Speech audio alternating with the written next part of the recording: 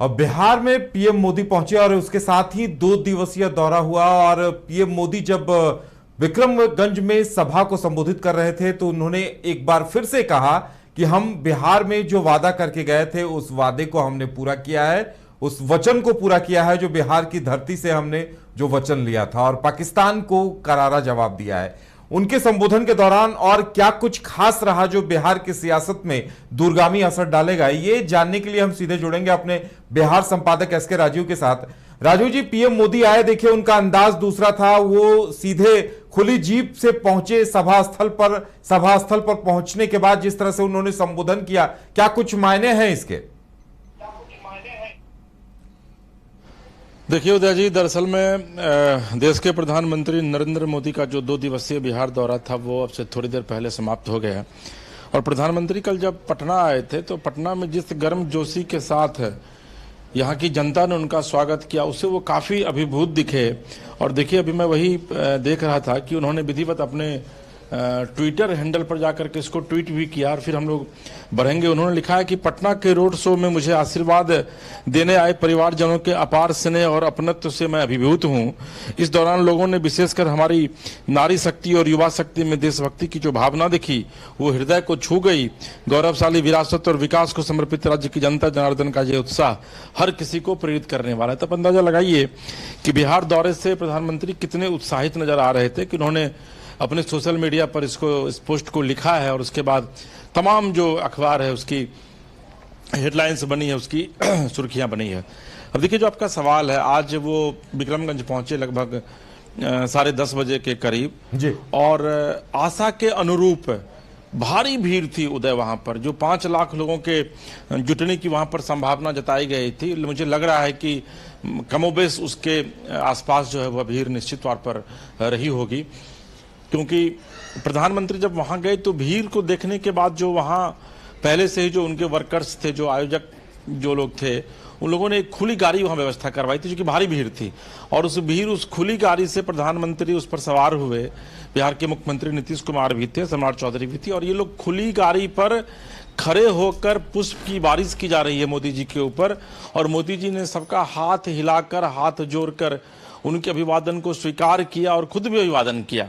और जाहिर है कि जब नेताओं के लिए भीड़ ही भोजन होता है, तो जाहिर है कि जब वो भीड़ देखे प्रधानमंत्री तो वो काफ़ी उत्साहित नजर आए उसको देख करके। और उसके बाद प्रधानमंत्री ने 48,000 करोड़ की योजनाओं का वहां शिलान्यास किया। और जब मंच पर उन्होंने बोलना शुरू किया तो उन्होंने सबसे जो पहली बातें कही वह यह कही कि ये वही बिहार की धरती है जहां से पिछले महीने मैंने कमिट करके यहां से मैं गया था कि मैं आतंकवाद को जड़ से खत्म करूंगा और आतंकवाद का समूल नाश करूंगा। और अपने वादे को निभाने के बाद फिर 1 महीने के भीतर मैं इसी बिहार की धरती पर आया हूं यह बताने के लिए कि आपका बेटा मोदी जो वादा करता है उस वादे पर खरे उतरता है, आपका भाई मोदी जो वादा करता है उस वादे पर खरे उतरता है। और मोदी ने यह भी कहा कि ऑपरेशन सिंदूर अभी खत्म नहीं हुआ है। जब जब देश आतंकवाद की चपेट में आएगा, जब जब देश पर आतंकवादी हमला करेंगे, तब तब ऑपरेशन सिंदूर के माध्यम से उनको जवाब दिया जाएगा। मोदी ने मोहम्मद इम्तियाज जो कि इंस्पेक्टर थे बीएसएफ के, शहीद हुए थे बॉर्डर पर, उन्होंने सार्वजनिक मंच से विनम्र श्रद्धांजलि दी और यह कहा कि यह देश अपने बीएसएफ पर, अपने सिक्योरिटी फोर्सेज पर गौरवान्वित महसूस कर रहा है, गर्व महसूस कर रहा है। और साथ ही उन्होंने यह भी कहा कि उनकी लड़ाई सिर्फ बॉर्डर पार आतंकवादियों से नहीं है, बल्कि देश के भीतर भी जो ऐसे लोग बैठे हुए हैं जो खाते देश की हैं और गाते दूसरे जगह की हैं, उन लोगों से भी वो निपट रहे हैं। तो उन्होंने एक तीर से कई निशाना साधने की कोशिश की। एक तरफ उन्होंने पाकिस्तान सहित उन तमाम देशों को एक मैसेज देने की कोशिश की जो भारत के खिलाफ आतंकवाद को बढ़ावा दे रहा है, और देश के भीतर भी उन्होंने ऐसे लोगों को मैसेज देने की कोशिश की जो देश में रहकर, भारत के भीतर रह करके, भारत का खा करके भारत के साथ गद्दारी करते हैं। और देखिए उन्होंने राजीव जी विक्रमगंज को ही क्यों चुना, ये भी एक खास संदेश है, खास मायने है। उन्होंने सासाराम को लेकर एक बात भी कही थी कि सासाराम के नाम में ही राम है। नहीं, देखिए उदय जी, चूंकि राम के प्रति तो मोदी जी की निष्ठा क्या है ये पूरी दुनिया जानती है जी। और चूंकि तुलसीदास जो है वो लिखते हैं रामायण में भी कि कलयुग केवल नाम आधारा, सुमिरी सुमिरी नर उतरहि पारा। और यही वजह है उदय जी कि राम जी को जो भी जिन किसी भी लोगों ने माना है वो सत्ता के सर्वोच्च पर रहे हैं, वो खुशहाल रहे हैं। तो राम तो मोदी के रोम रोम में बसे हुए हैं, इसलिए वो जहां भी जाते हैं तो राम की व्याख्या करते हैं। और आज भी उन्होंने कहा कि भाई ये सासाराम है, यानी कि राम का अन्योन्याश्रय संबंध सासाराम से रहा है। देखिए दरअसल में विक्रमगंज को इसलिए उन्होंने चुना क्योंकि जो आप देखे होंगे कि लोकसभा चुनाव में जो रोहतास का जो इलाका है जी, उस इलाके में एनडीए की जीत ना के बराबर लगभग हुई है। आप देख लीजिए वहां रोहतास में कांग्रेस वहां पर जीती, विक्रमगंज में माले जीता, इसके अलावे करागर में माले जीता, आरा में जो है वो माले की जीत हुई, औरंगाबाद में आप देख लीजिए वहां पर बीजेपी हार गई, वहां पर आरजेडी की जीत हुई। तो ये जो क्षेत्र है रोहतास का ना, इसमें लोकसभा की सभी सीटें जो है वो बीजेपी हार गई थी। तो कहीं ना कहीं से मोदी को यह लगा और एनडीए को यह लगा, सिर्फ मोदी को नहीं बल्कि एनडीए को, कि भाई किस तरीके से रोहतास को साधने की कोशिश की जाए। और यही वजह है कि रोहतास के मिडल में विक्रमगंज पड़ता है। विक्रमगंज में उन्होंने विक्रमगंज को एनडीए ने चुना रैली करने के लिए। और जैसे मैंने आपको बताया कि भारी भीड़, और देखिए कल जब बैठक हुई थी बीजेपी कार्यालय में उदय जी, तो प्रधानमंत्री ने जो मंत्र दिया अपने नेताओं को, उन्होंने यह कहा कि जिस लोकसभा में, जिस विधानसभा में, यानी कि जिस लोकसभा सीट के विधानसभा में आप पीछे हुए हैं, जहां पर कि एनडीए पीछे हुआ है, उसको साधने की कोशिश कीजिए। वहां पर जाइए, वहां पर जाकर के वोटरों को कन्विंस कीजिए कि आखिर बिहार में एनडीए की आवश्यकता क्यों है। और इतना ही नहीं, उन्होंने, आप देखेंगे कि उन्होंने नीतीश कुमार के कार्य की भी जमकर तारीफ की और यह कहा कि 2005 से बिहार विकास की पटरी पर जो है वो दौड़ना शुरू किया और 2014 से बिहार जो है वो रफ्तार पकड़ लिया। तो कहीं ना कहीं से मोदी का ये कल की मीटिंग के बाद से ही ये टारगेट था, या फिर दिल्ली से ही ये टारगेट वो फिक्स करके आए थे कि चाहे वो बीजेपी की मीटिंग हो या फिर जनता के साथ मीटिंग हो, उसमें ये बातें रखनी है कि भाई जहां जहां कमजोर हुई थी एनडीए, उस विधानसभा क्षेत्र में जाकर के सरकार की योजनाओं की जानकारी देनी है, सरकार के विषय में बताना है, ऑपरेशन सिंदूर के विषय में बताना है, बिहार किस तरीके से विकास के मामले में लगातार अब आगे बढ़ रहा है ये बताना है। दूसरी बात है कि 30,000 करोड़ की लागत से नवीनगर जो थर्मल पावर जो प्रोजेक्ट का काम चल रहा है वो विक्रमगंज से थोड़ी ही दूरी पर है। तो यह भी एक बताने की कोशिश की गई कि देखिए भाई 4,850 मेगावाट बिजली जो है वो नवीनगर से जो है उसका प्रोडक्शन किया जाएगा। तो कहीं ना कहीं से विकास की योजनाओं की कई सौगातें भी उस इलाके को दी गई और यही वजह थी कि इन तमाम मुद्दों को देखते हुए प्रधानमंत्री या फिर एनडीए ने जो है वो विक्रमगंज में चुनावी रैली करने बिल्कुल देखिए उन्होंने विपक्ष पर भी जंगल राज को लेकर तंज कसा और कहा कि लोग बस में सफर करने में भी डरते थे। तो कहीं न कहीं उन्होंने विपक्ष को भी नहीं छोड़ा है। उदय जी, विपक्ष को लेकर के आप देखे होंगे कि नीतीश कुमार ने जब बोलना शुरू किया तो नीतीश कुमार के टारगेट पर सीधे तौर पर लालू प्रसाद यादव थे। उन्होंने कहा कि भाई 2005 से पहले का बिहार देखिए आप, और उसके बाद आपको पता चल जाएगा कि वाकई में बिहार कितना काम विकास हुआ है। उन्होंने जंगल राज की बात कही नीतीश कुमार ने, उन्होंने कहा कि 2005 से कभी विकास होता, कहीं कुछ काम हो रहा था जी। उन्होंने तो इसी अंदाज में पूछा। उन्होंने कहा कि क्या स्थिति थी आप लोगों की, आप लोगों को पता है ना कि लोग घर से भी नहीं निकलना चाह रहे थे। तो जब मोदी जी के बोलने की बारी आई तो मोदी जी ने पूरा आप कह सकते हैं कि 1990 से 2005 तक के का जो शासन काल था आरजेडी का, उसको कल ही खोल करके उन्होंने रख दिया। उन्होंने कहा कि भाई जो आपका जमीन लेकर के, जमीन लिखवा करके आपको रेल में नौकरी दे रहा हो, आप अंदाजा लगाइए, जो आपके पशु का चारा खा जा रहा हो, आपके पिछली सरकार के समय में जो है वो सड़क में गड्ढा था कि गड्ढे में सड़क थी, ये भी नहीं, इसका अंदाजा आप खुद लगा सकते हैं। तो उन्होंने एक अपीलिंग, मतलब आप कह सकते हैं अंदाज में उन्होंने जनता से अपील की कि भाई आप उस टेन्योर को भी याद कीजिए और आज के समय को भी याद कीजिए कि आज अपने घर से निकलते हैं तो फर्राटे मारती आपकी गाड़ियां जो है वो कहीं से कहीं मिनटों में पहुंच जाती है, घंटों में पहुंच जाती है, जिसको पहुंचने में 24-24 घंटे का वक्त लगता था। उन्होंने रेलवे की उपलब्धियां गिनाई कि भाई देखिए रेलवे में कितना काम हुआ है, दोहरी तेहरी जो है वो करण किया जा रहा है रेलवे के ट्रैक का। तो मोदी पूरे एग्रेसिव मोड में थे और आप देखे होंगे उदय जी, अगर आप, चूंकि आप सुन रहे थे, मैं भी यहां सुन रहा था, आप देखेंगे कि एक बार बोलते बोलते लालू यादव और उनके टेन्योर पर नरेंद्र मोदी काफी एग्रेसिव हो गए। उनके चेहरे पर एकदम एग्रेशन का भाव आ गया था कि भाई बिहार, जो बिहार पूरी दुनिया को संदेश देता है, ये बिहार बौद्धिकता की धरती कही जाती है। गौतम बुद्ध को भी यहाँ आकर के ज्ञान प्राप्त होता है, वाल्मीकि भी आकर के इसी बिहार में रामायण की रचना करते हैं। और वो बिहार का एक टेन्योर था जिस समय में कि बिहार आगे नहीं बढ़ पा रहा था, तो वो काफी अग्रेसिव हो गए थे। और यही वजह कि उन्होंने जनता से अपील की कि इस बार भी आप ऐसी सरकार को लाइए, इस बार भी आप ऐसे शासन को चुनिए जो वाकई में आपके हितों का ख्याल रखता हो। तो नरेंद्र मोदी को चूंकि पता है कि किस तरीके से नब्ज पकड़ना है जनता का, और इसके लिए वो जाने भी जाते हैं।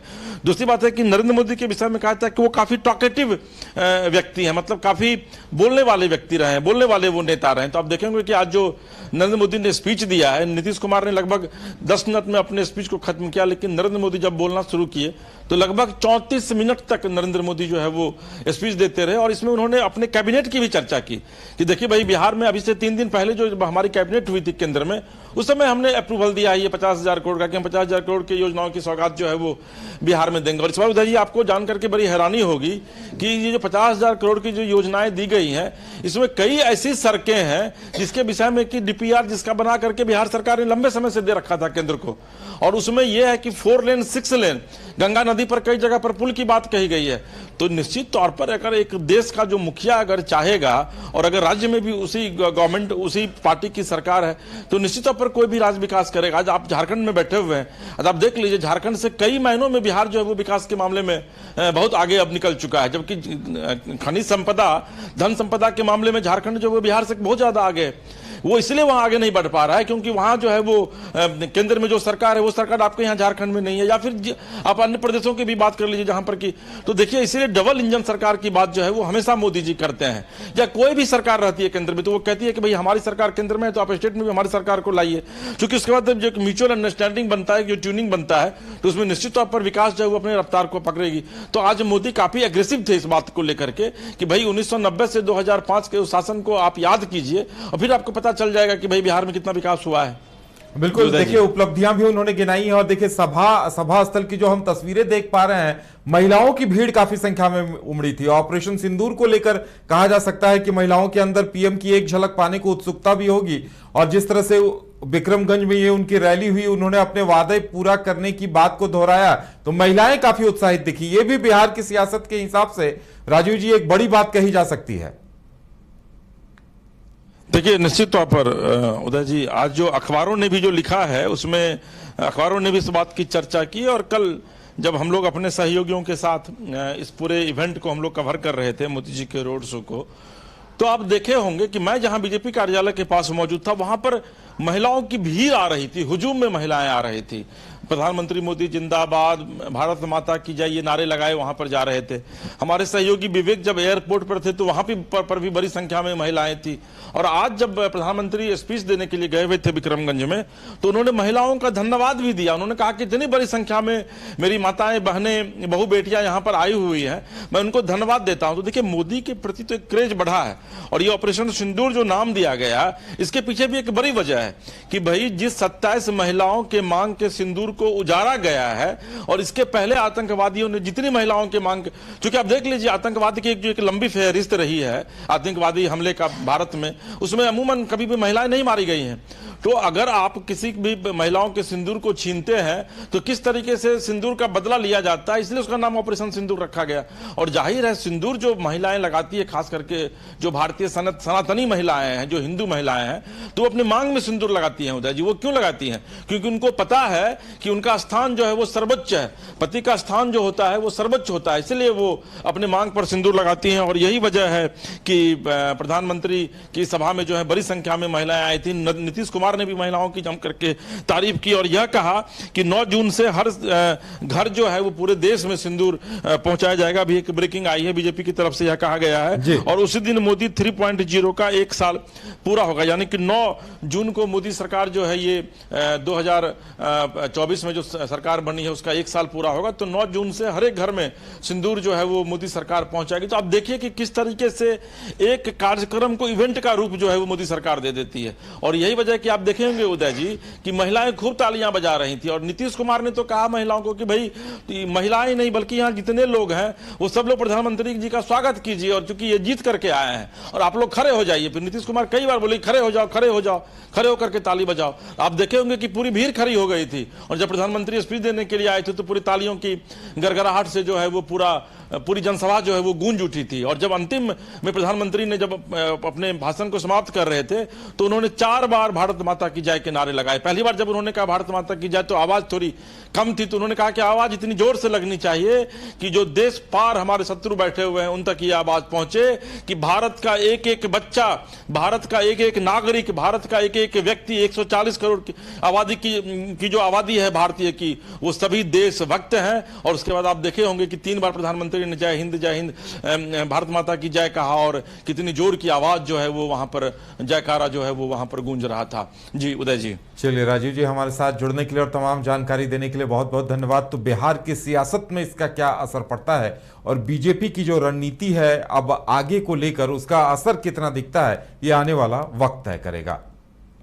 गोल जहां 27 वर्षों के सफर में 17,000 से भी अधिक छात्रों ने डॉक्टर एवं इंजीनियर बनकर भरे सफलता की ऊंची उड़ान, जहां साधारण छात्र भी असाधारण सफलता प्राप्त कर बना रहे इतिहास। दूरदर्शी शिक्षाविद श्री विपिन सिंह के मार्गदर्शन में मेडिकल एवं इंजीनियरिंग के लाखों छात्रों के लिए आशा की किरण के रूप में गोल्ड रिजल्ट फैक्ट्री